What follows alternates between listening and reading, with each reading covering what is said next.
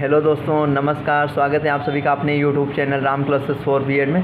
तो फ्रेंड्स, कैसे हैं आप सब? आई होप आप सब बढ़िया होंगे। और इस वीडियो में हम लोग देखेंगे अधिगमकर्ता का विकास मैराथन, मतलब काफ़ी कुछ चीज़ें आप लोगों को समझाऊंगा, काफ़ी कुछ चीज़ें आप लोगों को समझ में आ जाएंगी। ठीक है, जितनी चीज़ें इस वीडियो में बताऊँगा उतनी चीज़ें आपको ज़्यादा फिर पढ़ने की जरूरत नहीं पड़ेगी। सारा का सारा आप लोगों का वहाँ से मतलब कवर हो जाएगा, उतना तो आपको तैयार ही हो जाएगी। ठीक है, एक दो चीज़ जैसे पहला ही क्वेश्चन आता है शिक्षा मनोविज्ञान 100% क्वेश्चन, वो मैं इस वीडियो में नहीं कराऊंगा। ठीक है, और काफ़ी चीज़ें हैं जो इस वीडियो में मतलब स्किप करूँगा, क्योंकि सारी चीज़ें यहाँ पे वो वाली चीज़ है ना, हाँ, बहुत ज़्यादा लेंथी हो जाती है वीडियो, तो उस वजह से भी। और बाकी मैंने अलग से भी टॉपिक जैसे कुछ हैं करा रखे हैं, आप वो वीडियोस देख लीजिए। प्लेलिस्ट आप लोगों को अलग से मिल जाएगी, उसे देख लीजिएगा। वेरी शॉर्ट्स भी मैंने करवा दिए, सुबह ही आज अपलोड कर दी थी वीडियो, वो देख लीजिएगा, है ना, वो वाली चीज़ें। और जबकि नोट्स में मैंने सब कुछ ऑलरेडी दे रखा है, अच्छे तरीके से दे रखा है, कोई दिक्कत नहीं होगी आप लोगों को, है ना। तो अब ज़्यादा टाइम डाल तो वीडियो की जरूरत, आप लोग आप प्रीवियस के पीछे मत भागा करो। मैं आप लोगों से फिर एक बात करना, आपके पास टाइम नहीं, आप प्रीवियस कर रहे हो 2023 का या 2022 का, उससे पहले 5 साल के, कुछ नहीं, आपके समझ में नहीं आएगा, ऊपर से आएगा पेपर। ठीक है, और आप लोगों को बिलीव होने लगा होगा कि पेपर कहाँ से आ रहा है, कैसे आ रहा है। ठीक है, तो जो मैं इंपॉर्टेंट क्वेश्चन बता रहा हूँ, जो मैं कराता हूँ, बस आप उतना कर लेना, बाकी आप भरोसा रखना। ठीक है, तो ज़्यादा टाइम ना तो वीडियो की शुरुआत करें। जो बच्चे अभी तक नए जुड़े, टेलीग्राम नहीं ज्वाइन किए, टेलीग्राम ग्रुप ज्वाइन कर लीजिएगा। कुछ भी होता है तो सबसे पहले वहाँ आप लोगों को भेजा जाता है। ठीक है, मतलब व्हाट्सअप ग्रुप के बाद में, तो आप लोग समझिए, आप उसे जरूर ज्वाइन कर लीजिएगा। टेलीग्राम जो बच्चे नहीं चलाते हैं, इंस्टॉल कर लीजिए यार, जब तक तुम्हारा काम चल रहा है अपना काम कर लो, उसके बाद में फिर आराम से अनइंस्टॉल कर देना, है ना। तो वाली चीज़ें अब वीडियो की शुरुआत करते हैं और आप लोगों को मतलब बताते हैं। तो सबसे पहले इस वीडियो में हम लोग देखेंगे इंपॉर्टेंट क्वेश्चन, जो कि मैंने कल वीडियो अपलोड की थी, वो 5-7 जो बच्चे उसको देख चुके हैं इंपॉर्टेंट क्वेश्चन, वो 5-7 मिनट मतलब शुरुआत के स्किप कर देना वीडियो, अदरवाइज देखना चाहना तो देख लेना। ठीक है, बाकी हम पूरी मैराथन करेंगे, देखेंगे इस वीडियो में, है ना। तो अब वीडियो की शुरुआत करते हैं और इसमें देखेंगे सबसे पहले हम इंपॉर्टेंट क्वेश्चन देखेंगे, जो कि मैंने कल ही करा दिए थे आप लोगों ने, काफ़ी बच्चों ने वीडियोस देखी हुई है। और इसकी जो पीडीएफ थी वो भी मैंने टेलीग्राम पे भेज दी थी, बट हो सकता है आप मेरे चैनल पे पहली बार देख रहा हूँ, तो ये भी बताना जरूरी। ठीक है, तो करते हैं, सबसे पहले इंपॉर्टेंट क्वेश्चन देखते हैं, देन हम लोग जो है फिर कवर करते हैं ना सारा का सारा। तो इसमें पहला का क्वेश्चन है शिक्षा मनोविज्ञान, राइट। ये सभी प्रश्न यहाँ पे मैंने दे रखे, सभी प्रश्न आप लोगों को तैयार करने हैं। Search on YouTube and Telegram, जो बच्चे नए जुड़े हैं वो लोग टेलीग्राम पे सर्च कर लेना, राम क्लासेस फॉर बीएड। ठीक है, बहुत ज़्यादा यहाँ से आपको हेल्प मिलेगी। सारे previous question paper, assignment file, lesson plan, CPC files, BEd first year secondary की सारी फाइल्स वगैरह आप लोगों को यहाँ पे मिल जाएंगी देखने को। ठीक है, अगर आपकी कोई क्वेरी रहती है तो आप लोग कमेंट करके या मैसेज करके भी, मतलब टेलीग्राम पे मैसेज करके भी आप लोग पूछ सकते हो, राइट है। तो अब हम ज़्यादा टाइम नहीं, तो वीडियो की शुरुआत करें। बीएड से रिलेटेड आपकी किसी भी प्रकार की कोई भी क्वेरी हो, राइट है। तो पहला क्वेश्चन हमारा शिक्षा मनोविज्ञान, हम लोग जल्दी जल्दी में थोड़ा सा करेंगे। वैसे भी आप लोग 2 स्पीड मतलब बाई 2 मल्टीप्लाई बाई 2 पे करके चलाते होंगे, बट मेरी वीडियो 2 पे चलाने की कोई ज़रूरत नहीं होगी, मुझे लग रहा है ना। आप लोग कमेंट करके बताइएगा आप लोगों के पेपर्स वगैरह कैसे हो रहे हैं ना, वो वाली चीज़। अर्थ परिभाषा क्षेत्र, ये देखिए, ये क्वेश्चन आप लोग जरूर तैयार कर लीजिएगा, ये क्वेश्चन आप लोगों का जरूर आएगा, जबकि कल मैंने जब इंपॉर्टेंट क्वेश्चन बताया था तो उसमें बहुत अच्छे तरीके से मैंने ये चीज़ें बताई हुई थी। ठीक है, इसलिए यहाँ पे थोड़ा जल्दी जल्दी में करेंगे। विशिष्ट बाल को मतलब एक्सेप्शनल चिल्ड्रेन, राइट है, इंग्लिश वाले भी बच्चे देखते हैं, तो विशिष्ट बालक देखेंगे। इसे और भी नामों से जाना जाता है, वो भी आप लोगों को मैं बताऊँगा, अभी कराऊँगा, उसमें बताऊँगा। ठीक है, तो का संप्रत्यय क्या है, इसके प्रकार एवं विशेषताओं की विवेचना कीजिए। पिछले बालकों की समस्याएं कौन कौन सी हैं, विवेचना कीजिए, राइट है, ये होगा। उसके बाद में विकास मानव की अवस्थाएं, ठीक है, विकास या मानव विकास की अवस्थाएं, स्टेजेज। आप अगर डेवलपमेंट आपसे पूछता है तो वो ऐसे पूछेगा विकास की कौन कौन सी अवस्थाएं हैं और वर्णन कीजिए, मतलब किशोरावस्था का वर्णन कीजिए, या किशोरावस्था की ऐसे दे सकता है। बट आपने जो मैंने बताया उसके पूरा दे, इसमें आपकी 3 आती हैं, इसकी विशेषताएं वगैरह किशोरावस्था की देख लेना, समस्याओं का समाधान वगैरह सब अच्छे तरीके से देख लीजिएगा।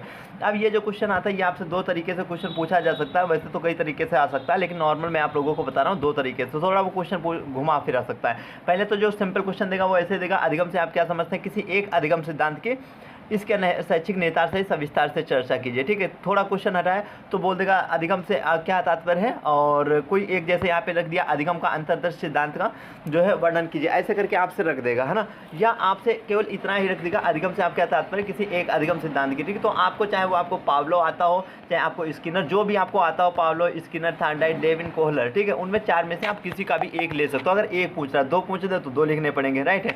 नाम दे के पूछ रहा है तो आपको नाम से भी बताने पड़ेंगे, जो कि हम इस वीडियो में कवर भी करेंगे।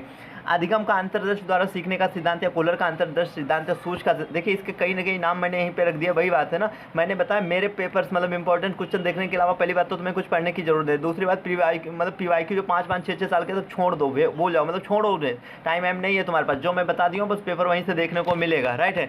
और आप लोगों के पेपर अच्छे चलो, आप लोग कमेंट करके बताते रहा कीजिए। जल्द इसके बाद में जो आपका पेपर होने वाला है टीचर टीचिंग एंड टेक्नोलॉजी का, उसकी मैं बहुत तगड़ी मैराथन लाऊंगा, एक मैराथन देख लेना, ठीक है, काम हो जाएगा आप लोगों का, ठीक है। बहुत अच्छे तरीके से मैं समझाऊंगा पूरा, जो भी इंपॉर्टेंट क्वेश्चन बताऊंगा वही करना, मैराथन कर लेना, बाकी देख लेना। ऐसे ही नहीं, इससे पहले जो मैंने मैराथन करवाई है बच्चों की 92 93 नंबर से टीचर टीचिंग एंड टेक्नोलॉजी में है, तो वो कोई मतलब इतने नंबर लाना अपने आप में भी बहुत वो हो गया, ठीक है। तो आप लोग बिलीव रखना, यकीन रखना, बहुत अच्छे तरीके से आपको समझाऊंगा, राइट है। टेलीग्राम ग्रुप ज्वाइन कर लेना, क्योंकि हो सकता है कभी कभी नोटिफिकेशन यूट्यूब पे नहीं पहुंचती है आपके पास, तो वहाँ पे भेज दी जाती है, वहाँ से आप लोग देख लीजिएगा। अधिगम का अंतर्दृष्टि द्वारा सीखने का सिद्धांत, या कोहलर का अंतर्दृष्टि सिद्धांत, या सूच का सिद्धांत हो गया, या समाग्रकृत सिद्धांत हो गया, या अधिगम का गेस्टाल्ट सिद्धांत, ठीक है। कोहलर इनसाइड लर्निंग थ्योरी जरूर याद कर लेना। अगर दूसरा आप इसमें कोई याद करना चाहते हो तो थॉर्नडाइक इस बार देख लेना, थॉर्नडाइक का पूछा जा सकता है क्वेश्चन, राइट। उनके जो उन्होंने सीखने के नियम बताए थे, ठीक है, उसमें भी 2 प्रकार के, एक तो प्रमुख में बताया था, एक गौड़ में बताया था, अभी करेंगे हम लोग, तो वो वाले भी उसमें से आप मतलब प्रमुख वाले याद कर लीजिएगा, ठीक है। तो उसमें याद क्या करना है यार, सब तो इतना ईजी है ये पेपर यार, इतना ईजी है ये नहीं, सारे के सारे पेपर, ठीक है। अब तो आप लोगों को खुद ही ईजी लग रहे होंगे, क्यों, जो इंपॉर्टेंट क्वेश्चन है सर वहीं से आ रहा, सर वहीं से आ रहा ना, वो वाली चीज़ है, फिर वही वाली चीज़ पढ़ लो, बस हो गया ना। मानसिक स्वास्थ्य, क्योंकि यार मेरे आप लोगों को लगता है ना इंपॉर्टेंट क्वेश्चन, मुझे बहुत टाइम लग जाता तब जाके कहीं क्वेश्चंस निकाल पे, क्योंकि इतने लोगों का विश्वास रहता है ना, तो उस हिसाब से यार थोड़ा सेलेक्ट करना पड़ता है क्वेश्चन, कहीं ऐसा ना हो गड़बड़ हो जाए तो कितने लोगों का वो हो जाएगा ना, तो इस वजह से बहुत टाइम, बट मैं टाइम देता हूँ सिर्फ किस लिए, आप लोगों के लिए, ये चीज़ समझिएगा। शैक्षिक मतलब शिक्षकों के कुछ समायोजन के क्या कारण है, विद्यार्थियों व शिक्षकों के मानसिक स्वास्थ्य में कैसे सुधार किया जा सकता है, ये हो गया। उसके बाद में क्या होगा, व्यक्तित्व, ठीक है, पर्सनैलिटी। पर्सनैलिटी से क्या आप समझते हैं, व्यक्तित्व की प्रकृति विशेषताओं का वर्णन करते हुए व्यक्तित्व आकलन के रोसा से आयु धब्बा परीक्षण, ठीक है, ये पूछ लेना, मतलब देख लेना, शॉर्ट और लॉन्ग किसी में भी पूछा जा सकता है। उसके बाद में अगर हमें सृजनात्मकता, ये सृजनात्मकता यूनिट 6 से आपका क्वेश्चन आता है, बुद्धि सृजनात्मकता, दोनों ही क्वेश्चन आते हैं, ठीक है, दोनों ही आएंगे, ये समझिए। तो इसमें सृजनात्मकता का अर्थ देख लेना आप लोग, प्रकृति एवं पर विशेषताएं देखनी, मापन तथा बालकों का सृजनात्मकता बढ़ाने के तरीके हो गए। अगर वेरी शॉर्ट के करें तो इसकी मैंने वीडियो आज अपलोड कर दी थी, आज सुबह ही अपलोड कर दी, उससे पहले भी मतलब पूरी पुरानी वीडियोस थी जो कि मैंने भेज दी थी, तो आप लोगों ने देख लिया होगा, काफ़ी लोगों ने, जो लोगों ने इस वीडियो को देख लिया कमेंट करके बताओ कि सर मैंने देख लिया, ठीक है। और कल फिलोसफी का जो मैंने क्वेश्चन आप लोगों को सॉल्व भी करवाए हुए थे, जिसमें मैंने बताया था 10 में से आप लोग देखो, मतलब 8 जो आपको सेक्शन सी होता है 8 क्वेश्चन करने होते हैं, 8 में से आप लोगों ने कितने किए थे, तो आप लोगों आपके कितने क्वेश्चन सही हो गए, आप लोग एक बार कमेंट करके बताइए कि उसमें फिलोसफी में हमारे इतने क्वेश्चन वेरी शॉर्ट वाले में सही हुए थे, ठीक है। उसके बाद में हम आते हैं, ये प्रतिभाशाली बालक या गिफ्टेड चिल्ड्रन, अपराधी बालक, ठीक है। ये देखिए, ये लॉन्ग में आपका क्वेश्चन पूछा जाता है, राइट है, ये भी लॉन्ग में ही पूछा जाता है, लॉन्ग शॉर्ट किसी में भी रख सकता है, वेरी शॉर्ट में भी 2 नंबर में भी पूछ सकता है, राइट है। बट आपको अच्छे तरीके से तैयार करना, पता नहीं किस में रख दें, इनमें है ही क्या तैयार करना, अभी आपको सब समझ आ जाएगी, मैराथन तो चल ही रही है। व्यक्तिक विभिन्नताओं या व्यक्तिगत विभिन्नताओं के प्रकार, संज्ञानात्मक क्षेत्र का सिद्धांत हो गया आपका, ठीक है। और उसके बाद में भाव मतलब प्रभाव के नियम और अभ्यास के नियम के बीच अंतर अभी आप लोग देखेंगे सब। रक्षा युक्तियाँ, ठीक है, ये देख लीजिएगा। अभिप्रेरणा, ठीक है, अभिप्रेरणा का अर्थ हो गया आपका महत्व हो गया, अभिप्रेरणा अधिगम को कैसे प्रभावित करता है, आइंस्टाइन द्वारा दिए गए, ठीक, व्यक्तित्व। फिर बुद्धि, बुद्धि का अर्थ, परिभाषा, विशेषताएं, विकास सिद्धांत, प्रकार, प्रकार में आपका मतलब सिद्धांत में आपका बहुकारक सिद्धांत देख लेना, उसमें शाब्दिक और जो बुद्ध परीक्षण है उसके गुण और दोष देख लेना है, ठीक है। तो इतने से आप लोगों के केवल क्वेश्चन तैयार करने, यहीं से आपको पूरा पेपर देखने को मिलेगा। अब हम लोग शुरुआत करते हैं, सबसे पहला जो क्वेश्चन देखते हैं वो है, तो हम लोग जो पहला क्वेश्चन करें वो व्यक्तिगत भिन्नता, ठीक है, ये आपका शॉर्ट में क्वेश्चन आता है, राइट है। और अच्छे तरीके से हम लोग देखेंगे, जो बच्चे पैड नोट्स लिए हैं वो थोड़ा सा वीडियो को देख लीजिएगा, राइट है, क्योंकि आप लोग मतलब इंतजार भी करोगे, काफ़ी बच्चे लगातार इंतजार कर रहे थे, कल से क्या परसों से ही मैराथन, ठीक है। जब आप लोग इतना कमेंट करते हो, इतना सपोर्ट करते हो, इतना सब करते हो, तो मेरा तो इतना तो बनता है फिर, है ना, वो वाली चीज़ है। और तो व्यक्तिगत भिन्नता, ठीक है, इंडिविजुअल डिफरेंसेस, ये आपको मैंने बताया 4 नंबर में क्वेश्चन आएगा शॉर्ट में। अब देखो व्यक्तिगत भिन्नता क्या होता है, व्यक्तिगत भिन्नता या व्यक्तिगत भिन्नता। व्यक्तिगत भिन्नता का मतलब यार आप देखते होंगे हर एक इंसान, आप हो और भी लोग ना, तो सबका क्या रंग भी अलग होता है, रूप भी अलग होता है, उसके बनावट होते हैं, सबकी सीखने की क्षमता अलग अलग होती है। ऐसा तो नहीं सबको एक बार में बताया, हो सकता है आपको चीज़ें जल्दी समझ में आ रही हैं, जो दूसरा है उसको मतलब देर में समझ में आ रही है ना। सबकी बुद्धि अलग अलग होती है, सबकी रुचि हर एक चीज़ में अलग अलग होती है, ठीक है। होती है कि नहीं होती, कमेंट करके बताओ, होती है ना। तो वो वाली चीज़, उसी को क्या बोलते हैं, मतलब जो चीज़ें हर व्यक्ति में मतलब अलग अलग विभिन्न प्रकार की जो विभिन्नताएँ पाई जाती हैं उन्हें क्या बोलते हैं, व्यक्तिगत भिन्नता व्यक्तिगत भिन्नता या व्यक्तिगत विभिन्नता बोलते हैं, ठीक है। तो ये हो गया व्यक्ति की शारीरिक संरचना के अलावा रंग, रूप, आकार, बनावट, सीखने की गति, संवेग हो गया, ठीक है, और बुद्धि, रुचि आदि पक्षों में पाई जाने वाली विभिन्नता व्यक्तिगत विभिन्नता कहलाती है। व्यक्तिगत विभिन्नता के कारण व्यक्ति के शारीरिक एवं मानसिक विकास तथा व्यवहार में क्या है, अंतर पाया जाता है। आई होप आप लोग समझ रहे होंगे व्यक्तिगत भिन्नता का होगा, हर व्यक्ति में मतलब जो विभिन्न प्रकार की अलग अलग प्रकार की विभिन्नताएं पाई जाती है उसे ही क्या बोलते हैं, व्यक्तिगत विभिन्नता बोलते हैं। अब व्यक्तिगत विभिन्नता को मापने के लिए सर्वप्रथम किसने, बिने ने बुद्धि परीक्षण का निर्माण किया था। कभी कभी पूछ लेता बुद्धि परीक्षण का निर्माण निर्माण किसने किया था, ठीक है, या व्यक्तिगत विभिन्नता को किससे मापते हैं, वेरी शॉर्ट में आपसे क्वेश्चन पूछ सकता है, तो किससे बोलते हैं, विनय ने किया था, ठीक है। तो मापने के लिए सर्वप्रथम विनय ने बुद्धि परीक्षण का निर्माण किया था, ठीक है, इसका बुद्धि परीक्षण। अब ये परिभाषा आप लोगों को एक देख लेनी मोटी मोटी से, अभी मैं चीज़ें आसानी से आप लोगों को समझा रहा हूँ, बट आपका मतलब कॉन्सेप्ट क्लियर हो गया तो आप फिर वहाँ पे आपकी कलम रुकने वाली नहीं है, ठीक है। और इस वीडियो को देखने के बाद पेपर करते हैं आप लोग, है ना।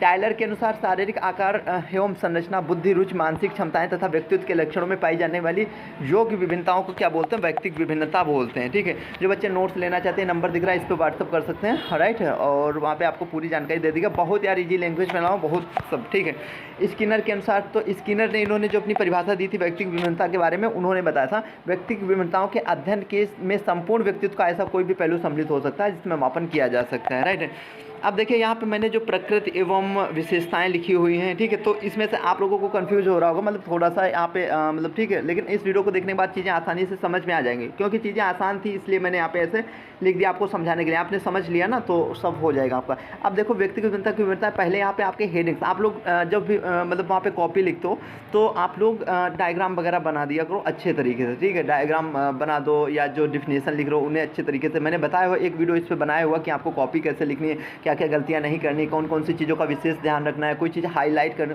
वो चीज़ें सभी चीज़ें आपको ध्यान रखेंगे तब जाके कई नंबर, क्योंकि एग्जामिनर कॉपी पढ़ता नहीं है, एग्जामिनर को कॉपी पढ़वाई जाती है, आप ही पढ़वाएंगे, जब आप इतना अच्छा लिख के आएंगे तब वो आपकी कॉपी पढ़ेगा, अदरवाइज जैसे सबकी चेक होती है ऐसे ही वो वाली चीज़ हो जाती है। तो इसलिए और ये खासकर जो लड़कियां होती हैं वो बहुत अच्छे तरीके से वहाँ पे कर पाते हैं, और इंग्लिश वाले जो बच्चे हैं उनके इसीलिए नंबर भी अच्छे आते हैं, क्योंकि इंग्लिश में थोड़ा सा वो भी रहता है। अंतर्वैयक्तिक विभिन्नता, ठीक है, तो अंतर्वैयक्तिक विभिन्नता की बात करें, अब आप लोग समझोगे यहाँ पे अंतर्वैयक्तिक इंटर, देखो एक होता है इंटर मतलब इंट्रा इंडिविजुअल डिफरेंसेस, दूसरा होता है इंटर इंडिविजुअल डिफरेंस। अब क्या होता है अंतर्वैयक्तिक विभिन्नता, क्या होता है अंतर्वैयक्तिक विभिन्नता, इसे थोड़ा सा ध्यान से सुनिए।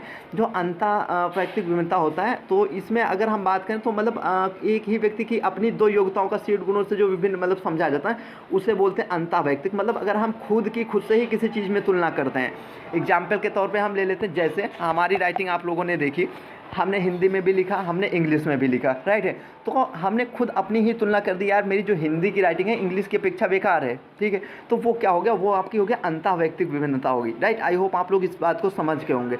एक शब्द आता है शील गुण, शील गुण का मतलब होता है जैसे शील गुण क्या होता है, अपने ही शील गुणों के अंदर मतलब भिन्न भिन्न विभिन्नता, तो शील गुण जैसे आपकी ईमानदारी हो जाती है, संवेदनशीलता हो जाती है, उत्साह वगैरह, तो वो वाली चीज़ें उसमें आ जाती है ना।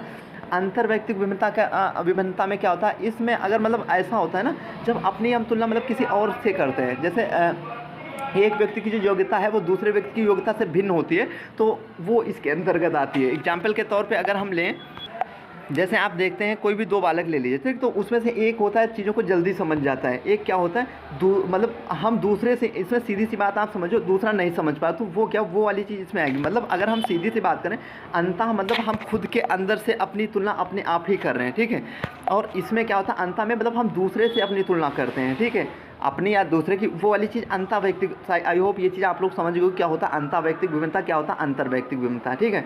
शील गुणों का परस्पर संबंध, ये यहाँ पे मैंने अभी आप लोगों को बताया हुआ था। अब देखो यहाँ पे आता है दूसरा शील गुणों का परस्पर। शील गुण मैंने आप लोगों को बताया, जैसे मतलब जो इसमें होता है क्या, शील गुणों में मतलब व्यक्तिगत विभिन्नता की एक मतलब ऐसी विशेषता है जो मतलब अगर हम बात करें मतलब अपने विभिन्न जो शील गुण से उससे एक आपस में मतलब दूसरे से संबंधित होते हैं। जैसे यदि कोई बालक तीव्र बुद्धि का है तो एक आम बात है कि आई की लेवल क्या होगी उसकी, मतलब जो है, और जो मतलब जो उसकी आई की लेवल वो अलग मतलब ज़्यादा होगी, है ना, एक आम बात है, तो वो वाली चीज़ इसमें हो जाती है। और उसका जो अगर हम बात करें इसमें तो उसकी जो रुचि होगी, अभिरुचि होगी, आकांक्षा वगैरह हो गया, तो वो सब उससे आप बात है मतलब घनिष्ठ संबंध होगा, है ना। उसके बाद में विभिन्नता, तो विभिन्नता में अगर हम बात करें तो अभी मैंने आपका बताया ना, जैसे वो सभी मतलब जो मतलब इसमें अंतर होता है ना, तो एक दूसरे में सब होता ही है ना, तो वो वाली आप किसी से भी अपनी वो नहीं कर सकते ना, सब में अंतर हो, तो वो वाली चीज़ विभिन्नता। सीखने की वेदी दर, हर बच्चे की अलग अलग सीखने की वेदी मतलब दर होती है, कोई जल्दी सीख जाता है, कोई देर में सीखता है ना, तो वो वाली चीज़। विकास की वेदी दर, किसी बच्चे का आप लोग देखते होंगे विकास तो बहुत जल्दी मतलब जल्दी वो हो जाता है, कोई धीरे धीरे ना, वो सबका मतलब एज के अनुसार, ऐसा नहीं कि उस एज में बच्चा तो उसका वो ऐसा होगा ही ना, कोई दुबले आप देखते हैं ना, तो वो वाली चीज़ आप लोग आई होप समझ गए होंगे। तो सबकी मतलब सीखने की क्षमता भी अलग होती है, सबका विकास भी अलग अलग तरीके से होता है ना, वंश परंपरा तथा वातावरण का, मतलब जो वंश परंपरा की अगर बात करें, जैसे आप वातावरण वो चीज़ है ना, हेरिडिटी और इन्वायरमेंट का इसका बहुत बड़ा प्रभाव पड़ता है। क्योंकि जो जहाँ जैसे वातावरण में अब खान पीन पे नहीं ध्यान दिए, या जो जहाँ जैसे अगर हम बात करें कि ठंडे प्रदेशों वाले में जहाँ लोग होते हैं तो वहाँ के लोग कैसे होते हैं और गर्म वाले, तो दोनों में डिफरेंस होता है ना, तो उसका भी प्रभाव पड़ता है, वो वाली चीज़ यहाँ पे। व्यक्तिगत विभिन्नताओं के आयाम या प्रकार, ठीक है, तो आयाम या प्रकार में अगर हम देखें तो यहाँ पे पहला शारीरिक भिन्नता, दूसरा है मानसिक भिन्नता, तीसरा संवेगात्मक भिन्नता। देखिए ये कुछ ऐसी चीज़ इन्हें याद करने वाली चीज़, तो शारीरिक, मानसिक, संवेगात्मक, रुचि, व्यक्तिगत, क्रियात्मक, विचारों में भिन्नता, ठीक है। तो इसमें एक मिनट, तो इसमें आपका जो पहला आता है वो आता है शारीरिक भिन्नता। शारीरिक भिन्नता का मतलब यार देख, तो सबका रूप, रंग, अगर बात करें रंग, रूप, लंबाई, भार, शरीर गठन, वो सबका मतलब लक्षण मतलब अलग अलग होता है ना, तो वो वाली चीज़ इसमें आ जाती है। मानसिक रूप से भी व्यक्ति मतलब एक मतलब अलग होता है। उसके प्रकारों में अगर बात करें तो जैसे उसमें बौद्धिक असमानताएं पाई जाती हैं ना, भिन्न भिन्न व्यक्तियों की जो मानसिक शक्तियाँ होता है उनका विकास भी अगर हम बात करें तो भिन्न भिन्न प्रकार से होता है ना, जैसे तर्क हो गया, चिंतन, कल्पना, तो सबका अलग अलग होता है, वो वाली चीज़। संवेगात्मक में अगर हम बात करें, संवेगात्मक विभिन्नता, तो संवेगात्मक हर व्यक्ति की संवेगात्मक मतलब इमोशनल जो डिफरेंसेस है वो भी अलग अलग। अब किसी को मतलब जल्दी मतलब गुस्सा आ जाता है, किसी को लोगों से मतलब जल्दी प्रेम हो जाता है, किसी को वो वाली चीज़ें है ना, भय बहुत लगता है ना, तो ये क्या इमोशंस वाले भी चीज़ें ना, तो सबका अलग अलग होता है। कुछ लोग बिल्कुल ही नहीं डरते हैं ना, वो वाली निडर वाली भावना, तो ऐसे सबका अलग अलग होता है। कुछ लोग बहुत ज़्यादा वो होते हैं, ठीक है, किसी को बहुत ज़्यादा क्रोध, बहुत जल्दी गुस्सा आ जाता है, किसी लोगों को बिल्कुल नहीं आता है, तो वो वाली चीज़ हो। रुचि में विभिन्नता, अब रुचि में विभिन्नता की अगर हम बात करें तो आप लोग देख लेंगे मतलब किसी चीज़ में खेलने मतलब खाने पीने में मतलब किसी चीज़ को खाने पीने तो आपकी कुछ और इच्छा है, उसकी कुछ और है ना, खेल कूद में सबकी अलग अलग होती है, वो वाली चीज़ है। तो उसके बाद में व्यक्ति संबंधी विभिन्नता, व्यक्ति मतलब आप अगर हम बात करें तो जो मतलब हर व्यक्तियों में सामान्य मतलब व्यक्ति एक दूसरे से भिन्न होता है, उसके जो व्यक्तित्व संबंधी विशेषताएं उसमें भी मतलब विभिन्नता पाई जाती है ना, वो वाली चीज़ इसमें आ जाएगी। बस वही है, विचारों में हर व्यक्ति के विचार भी अलग अलग थे, अधिकम मतलब कोई जल्दी सीखता है, कोई देर से, वही वाली चीज़ यहाँ पे हैं सारी चीज़ें। 4 नंबर में आता है मोटा मोटा सा आप लोग पढ़ जाए। ऐसे विभिन्नता को जो प्रभावित करने वाले कारक हैं, तो कुछ कारक भी होते हैं। वो सबसे पहले जहाँ वंशानुक्रम आप लोगों को देखने को मिलेगा, वहाँ वातावरण भी देखने को मिल जाएगा, ठीक है। तो आयु हो गया, बुद्धि हो गया, शैक्षिक तक हो, आर्थिक दशा हो गया, लिंग भेद वगैरह, तो ये चीज़ है ना। तो ये इन्हें मोटा मोटा सा लिख देना आप लोगों, मतलब कॉन्सेप्ट तो आप लोगों का क्लियर ही हो गया। तो ऐसे इसका जो महत्व बात करें तो शिक्षा के पाठ्यचर्या निर्माण में, जब यार पाठ्यचर्या निर्माण बरोबर तो आपको मतलब किसी के अगर हम व्यक्तिगत भिन्नता की बात करें मतलब उसके बारे में पता ही नहीं है, मतलब ठीक है, हर एक बच्चा क्योंकि अलग अलग लेवल, तो आप कैसे उसका पाठ्यक्रम ऐसे निर्माण करेंगे ना, तो उसके बारे में भी आपको नॉलेज होना चाहिए। तो वो वाली चीज़ है। शिक्षा के उद्देश्य के निर्धारण में, छात्रों के वर्गीकरण में, शिक्षण विधियों के चयन में आप शिक्षण विधियाँ चयन करेंगे तो हर बच्चे को ध्यान, वहाँ पे हर प्रकार का बच्चा है ना, कि औसत वाला भी है, कम वाला भी है, ऊपर वाले भी, तो हर प्रकार के हैं, तो उन सबको उसके सब में क्या है महत्व है इन सबका, ठीक है। अब आते हैं विशिष्ट वाले कि आप लोगों को लॉन्ग में भी क्वेश्चन आ जाता है, शॉर्ट में भी आ जाता है, ठीक है। तो इसे देखते हैं, ये सभी देखने वाली मोटी मोटी सी चीज़ें हैं, आप लोग एक बार देखेंगे कॉन्सेप्ट आप लोगों को सब क्लियर हो जाएगा, है ना।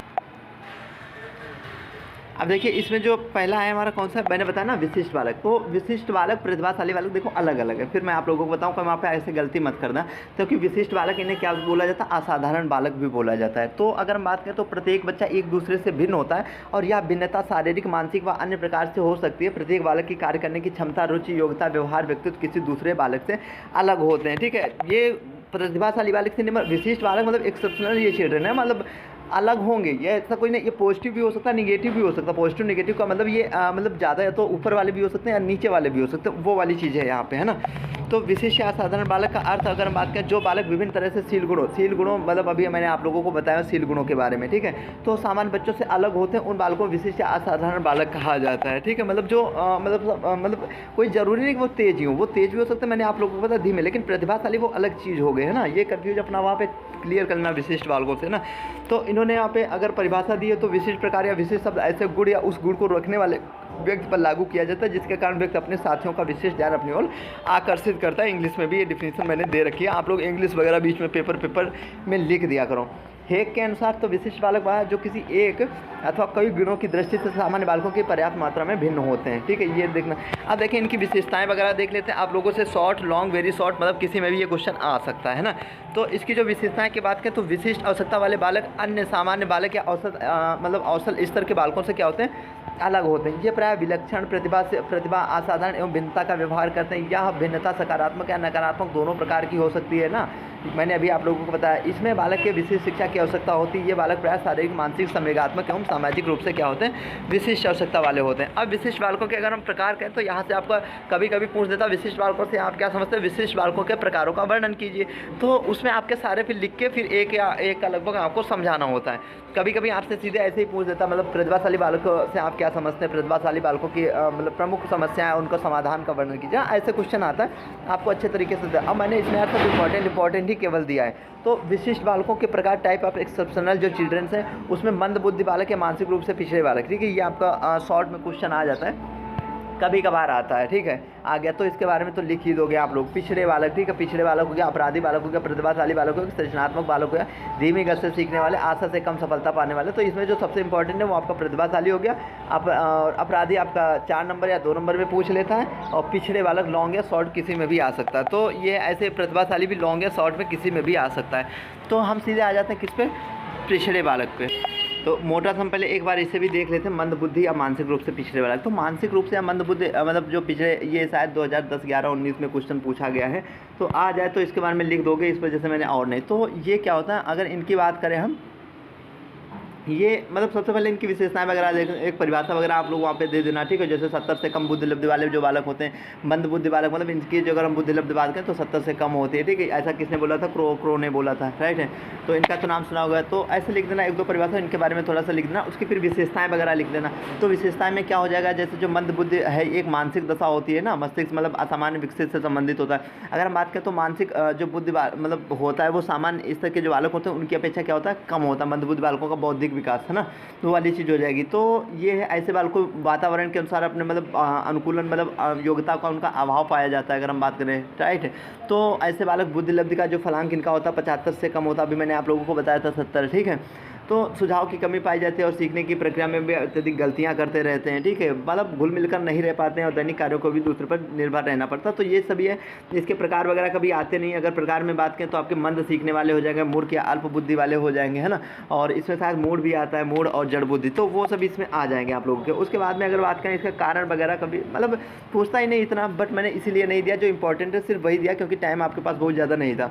तो इसके जो कारण में पूछे तो कारण में ऐसे सीधे वातावरण मतलब वंशानुक्रम कर देना, हेरिडिटी, शारीरिक और मानसिक आघात वगैरह हो सकता है ना, शारीरिक दोष भी हो सकता है, निर्धनता भी हो सकती है, ग्रंथियों का बहुत ज़्यादा विकार वगैरह, वो सभी चीज़ें आ जाती है। जैसे घर का वातावरण भी हो जाएगा, ठीक है, और शैक्षिक वातावरण भी अगर हम बात करें वो सब आ जाएगा, घर का वातावरण, प्रेरणा की कमी वगैरह, तो उस वजह से भी हो जाता है। अब उसके बाद में हम उनकी जो शिक्षा के लिए बात करें तो काफ़ी चीज़ें होती हैं, जैसे उनकी पाठ्यचर्या वगैरह में सुधार करना, शिक्षण विधि वगैरह हो गया ना, कक्षा का सीमित आकार रखना, अभिभावकों से सहयोग लेना, वो चीज़ें आ जाएंगी। इतना तो आप लोग लिख ही दोगे, है ना।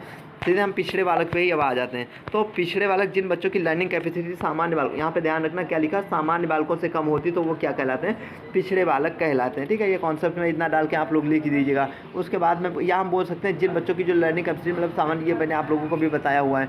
उसके बाद में एक परिभाषा लिख दिया, सोलेन एवं सोलनेल एवं सोलनेल के अनुसार पिछड़ा बालक अपने सामान्य आयु के स्तर के औसत शैक्षिक लब्धि की तुलना में निम्न शैक्षिक लब्धता को व्यक्त करता है, ठीक है। TN के अनुसार है, हिंदी इंग्लिश, ठीक है, दोनों में याद कर लिया करो ज़्यादा से ज़्यादा जहाँ तक हो सके। उसके बाद में इसके हम कुछ विशेषताएं देख लेते हैं पिछड़े बालकों की, आप वहाँ से अच्छे तरीके से लिख सकते हो। थोड़ा सा मतलब चीज़ें तो समझ गए ना, फिर तो अच्छे से ही लिख दोगे वहाँ पे। पिछड़े बालक की सीखने की गति क्या होती है, बहुत धीमी होती है। ऐसे बालकों में जिज्ञासा की प्रवृत्ति का अभाव पाया जाता है, निराशा की भावना का अनुभव करते हैं, व्यवहार में प्राय समस्याओं की अभिव्यक्ति होती है ना। तो ये मोटे मोटे से जो मैंने पॉइंट लिख रखे हैं इन्हें देख लेना, इनके बारे में लिख देना। पिछड़ेपन के अगर हम कारण बात करें तो मतलब वो क्यों पिछड़ जाते हैं, उसके कोई ना कोई तो जरूर कारण होगा ना। तो उसमें शारीरिक और मानसिक विकास हो सकता है, उसके पारिवारिक कारण हो सकता है, परिवार का आकार वगैरह है ना, वो वाली चीज़, जैसे फैमिली मेम्बर्स वगैरह, वो भी चीज़ें हो सकती है। माता पिता की अशिक्षा, क्योंकि जो वो वाली चीज़ें, निम्न बौद्धिक स्तर भी हो सकता है, निर्धनता भी हो सकता है, स्कूल का वातावरण, जैसा कि मैंने अभी आप लोगों को ऊपर वाले में भी बताया हुआ था। शिक्षा की बात करें तो इसके लिए इनके बारे में जो मैंने यहाँ पे लिखा है ना, इनके बारे में यार क्या 2-2 लाइन भी नहीं लिख सकते हो आराम से, अगर कुछ नहीं खाली 2 लाइन घुमा दिए तब भी आपका बहुत हो जाएगा, है ना। तो 2-2 लाइन इनके बारे में लिख देना इसके अंदर, ठीक है। उसके बाद में जैसे बालकों की शिक्षा, तो शिक्षा अब आप देखो वातावरण मतलब वो वाली चीज़ें, विशिष्ट मतलब विशिष्ट विद्यालयों की स्थापना करना इनके लिए ना, विशेष मतलब जो कक्षाओं की व्यवस्था करना है ना, वो वाली चीज़ें इनके बारे में आसान है बहुत ज़्यादा। आप लोग 1-1 लाइन 2-2 लिख सकते हो। अब इसको अगर हम पिछड़े बालक हैं तो उनकी रोकथाम के लिए क्या उपाय करेंगे, तो उसके लिए तो कुप्पू-स्वामी के अनुसार अगर हम बालकों के पिछड़ेपन के उपचार के लिए अध्यापकों, अभिभावकों, चिकित्सकों एवं समाज सुधारकों को मिलकर प्रयत्न करना चाहिए। ठीक है, तो पहला इसमें बालकों के शारीरिक एवं मानसिक दोषों का निराकरण करना चाहिए। निर्धन परिवार के बालकों को निःशुल्क शिक्षा प्रदान करनी चाहिए। स्कूल में पाठ्यक्रम, शैक्षिक विधियाँ आदि की व्यवस्था व्यक्तिगत भिन्नता पर आधारित होनी चाहिए। बच्चों के लिए संतुलित एवं पौष्टिक आहार की व्यवस्था की जानी चाहिए। परिवार एवं सामाजिक सुधार करना अति आवश्यक है। उसके बाद में करें अतिरिक्त कक्षाओं का संचालन होना चाहिए। राइट, अब उसके बाद में हम लोग आ जाते हैं प्रतिभाशाली। अब इसमें क्या ऐसा लिखा जो आप लोगों को समझ में आए। चीज़ें यार आसान हैं तो इस वजह से है ना, हैं तो हैं वो वाली चीज़ें हैं। अभी आप देखेंगे पूरी मैराथन आप लोगों को सब क्लियर हो जाएगा। ठीक है, थोड़ा बहुत एक दो है वो अलग से वीडियो देख लेना का, अदरवाइज मैं खुद ही बता दूंगा, है ना। तो प्रतिभाशाली बालक कौन से गिफ्ट चेयर जिन्हें इनका जो IQ लेवल होता है ये ध्यान रखना, कभी कभी सीधे 2 नंबर में आपसे पूछ लेता है। तो अगर हम बात करें 140 से अधिक होता है या 170-90 भी हम बोल सकते हैं, कुछ का होता है, फिर वो बहुत ज़्यादा वो वाली चीज़ हो जाती है। लेकिन आपको कितना लिखना है, 140 से अधिक होता है। ऐसे बालक जो अपनी प्रखर बुद्धि के कारण पाठ्यक्रम को निर्धारित करने से पहले ही सीख जाते हैं वे प्रतिभाशाली बालक कहलाते हैं। मतलब बहुत जो है आगे होते हैं, ये समझ लो। प्रतिभाशाली बालकों को अति सामान्य बालक भी कहा जाता है। अति सामान्य बालक अगर से आपसे रख दे वेरी शॉर्ट में, तो आप भूल मत जाना कि अधिक सामान्य मैंने पढ़ा नहीं। तो अति सामान्य बालक किसे बोलते हैं, प्रतिभाशाली बालकों को बोलते हैं। या लॉन्ग में रख दे अधिक सामान्य बालकों से आप क्या समझते हैं उनके, तो ये वाली चीज़ है ना। इन बालकों की बुद्धि लब्धि मैंने आप लोगों को बता दिया। परिभाषा देख लेना। कोल्सनिक के अनुसार वह प्रत्येक बालक जो अपनी आयु स्तर के बालकों से किसी न किसी योग्यता में अधिक हो और दूसरे समाज के लिए महत्वपूर्ण देन हो, ये वाले देख लेना। मतलब लकीटो हैं ये, इनको अनुसार देख लेना। उसके बाद में आए प्रतिभाशाली बालकों की विशेषताएं। तो कौन कौन सी इनकी विशेषताएं हैं। जो इनकी पहली विशेषता है वो प्रतिभाशाली बालकों की उच्च बुद्धि लब्धि होती है और वे मानसिक प्रक्रिया में तीव्र होते हैं। ऐसे बालक जन्मजात प्रतिभाशाली होते हैं और सदैव सफलता की ओर उन्मुख होते हैं। ऐसे बालकों के व्यवहार और आचरण में दया, परोपकारी, उदारता एवं ईमानदारी जैसे मानवीय गुणों का समावेश हो जाता है। ऐसे बालक जो अधिक कल्पनाशील होते हैं विभिन्न जो है समस्याओं का समाधान आसानी से खोज लेते हैं। प्रतिभाशाली बालक सामान्य बालकों की अपेक्षा अधिक समायोजित होते हैं, मतलब एडजस्टमेंट वाली बात। इस प्रकार के बालकों में सामाजिकता का गुण पाया जाता है तथा वे सामाजिक कार्यों में भाग लेने के लिए सदैव तत्पर रहते हैं। तो ये छोटे छोटे पॉइंट है, इन्हें आप लोग देख सकते हो एक बार, है ना। और प्रतिभाशाली बालकों के लिए शिक्षा की व्यवस्था करें तो कक्षोन्नत करना। कुछ वैज्ञानिकों का मानना है, 1 मिनट, कुछ वैज्ञानिकों का मानना है कि ऐसे बालकों को 1 वर्ष में 2 बार प्रमोशन देनी चाहिए। हाँ, ठीक है, और इससे बालक में उत्साह बढ़ता है और क्या है, समय की भी बचत होती है।